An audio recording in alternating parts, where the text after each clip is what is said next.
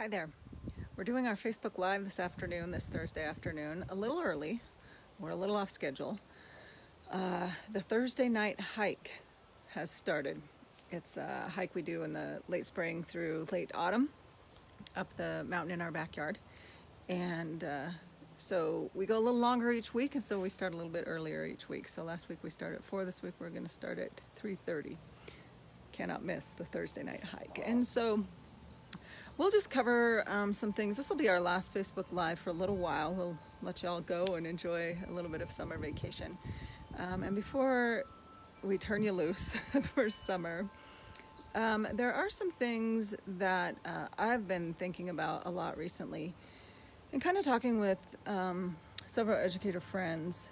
And it's the work that I'm doing now as I move more and more into adult social emotional learning, which is, necessary for all of us, just on different levels. The adults we all have a different perspective of life and where we've been and where we're coming from.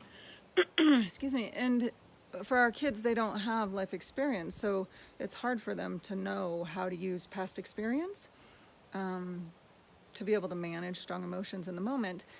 In the teenage world, there's these two great words that really sum up the teenage world, especially in moments of strong emotions, catastrophe, we might say. Immediate and universal. And immediate is it's all happening right now. There is no sense of the future. We can't remember what happened in the past or what we've learned and how we can apply what we've learned to a current situation. The immediate part, it overwhelms the teenage brain. The chemicals that are flowing in there, the way that the neural pathways are still growing and developing, the way the prefrontal cortex is just coming online and beginning to really function, so that the teenager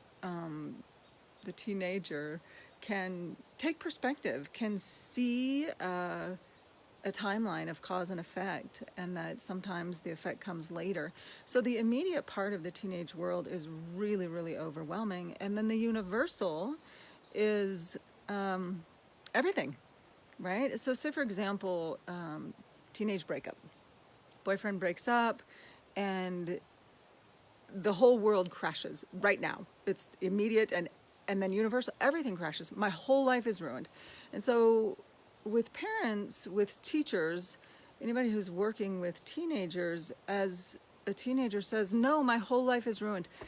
Their whole life is ruined because of where their brain development is and their processing of strong emotions and events.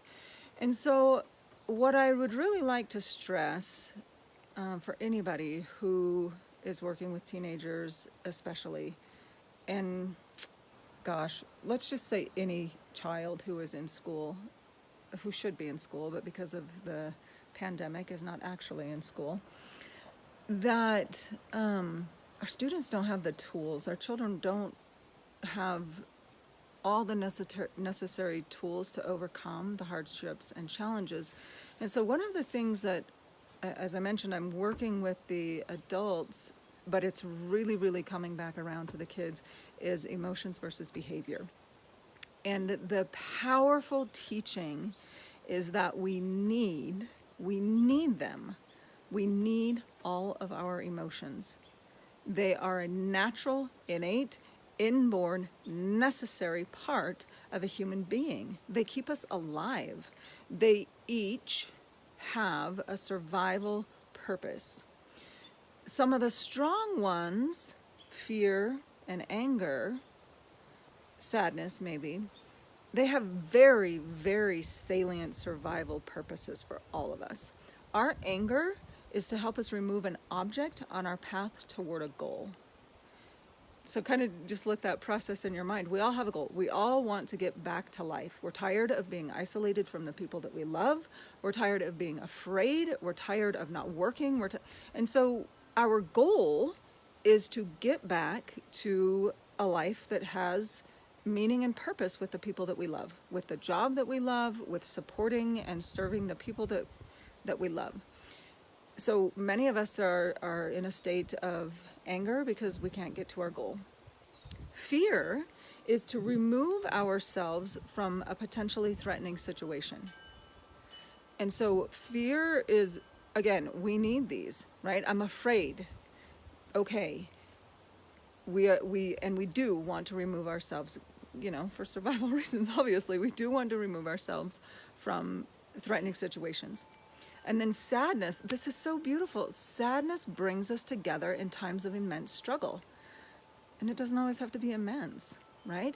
We immediately recognize the body posture, the facial signature of someone in deep sadness, and our innate response. The interesting thing, we have been socially trained away, especially nowadays, from responding in our innate compassion to someone who is feeling sadness. And our innate response, oh my gosh, are you okay? And just think about those times when you have seen somebody and things are not okay. And your response is, oh my gosh, are you okay? You put your arm around them, you take them into an embrace. And so our sadness draws us together. We need to see each other's facial expressions. Our eyes, of course, we know, are the deepest mirror into our soul. But our mouth, the structure of our jaw and the change of the shape of our mouth during different emotions provides us vital clues to the emotional well-being of our people. And when we're masked, we cannot connect with each other. And so we don't know. So that's the adult mind who can process and who has life experience. Now put this into the mind of a child who doesn't yet have the experience of life, and they are completely overwhelmed by their emotions. They don't know how to process them. They don't understand them. They can't label, maybe as well as an adult. Maybe some adults we still can't label, right? We don't know. Something's wrong. So when we think of the child who is in the reality of social isolation, without their peers, without their friends, and they don't understand their emotions, we have got to be there to support them. We have got to be. I remember hearing when this whole thing first came out, President Trump saying that the rates of suicide will go up, the rates of domestic violence will increase. And my first thought was, now how would that possibly happen? And sure enough, we're starting to see numbers. We're starting to hear stories. I just watched a video of a lovely man sharing the story of his son. His son died of COVID, and it's not what you think. And I watched his video, and it's a tragedy, the unexpected consequences. And so as we are processing and helping ourselves and our children, whether they're our own kids or our students, or our nieces and nephews, or our neighbors, whatever children, we need to be able to really support them and let them know. Normalize is the word that's used. Normalize every single emotion they have. You are not bad if you are afraid. If you get angry, it's okay. We all experience anger. If you don't know what you're feeling and you're just something is wrong, that's okay too. It's okay. You need all of those emotions. Where we want to distinguish is that not all behaviors are okay. Behaviors that are harmful to the self, behaviors that are harmful to others, those are not okay. And we simply guide our children through the process of learning how to know if that's hurtful to another person. And we know by what? We know by watching their facial expression. We know by watching how their body posture changes. And we can think of this as adults. Think of the last time that someone maybe raised their voice at you. What was your response? Right? Maybe you got afraid because you weren't expecting that. And that sharp tone of voice and that loudness, you moved back from that. That is a fear response. That's a natural fear response. We remove ourselves, our eyes get big and wide to get away from a possible threat. And so that's a natural intrinsic behavior that we have. And if our children aren't noticing that, if they don't know yet, we just guide them. And so, if you're helping two kids, brother and sister in the same household, Did you just see how your brother responded when you yelled? He leaped back from you with great big eyes. That's a fear response. He's afraid. Your anger and the response that you have to yell, this is causing him to be afraid of you. And so we guide them, and then we help them understand that yelling creates fear, and the person who receives the yell, the brother, might end up yelling back. The argument ensues. And so right there, okay. Now this is behavior that's not okay because it's damaging to the relationship. Your brothers, you love each other, hopefully. There's a process sometimes that has to be worked through. But at least you have to live under the same roof. So isn't it beneficial to try and get along? When we as the adult have opportunities to self-manage in moments of strong emotions, we need to really, really do our very best. We won't do it all the time, but do our very best to manage our behaviors so that they are a good example. Because we know that children, I think all human beings maybe, children and teenagers for sure learn best by example. So we can model the behaviors that would be beneficial for students, children of all ages, to then likewise demonstrate that same behavior also. And so again, we continue to practice this. We're not going to get it in day one, if we tell ourselves, oh, I'm never going to be angry again. That's not a good thing to tell yourself, because it's not true, it's not realistic.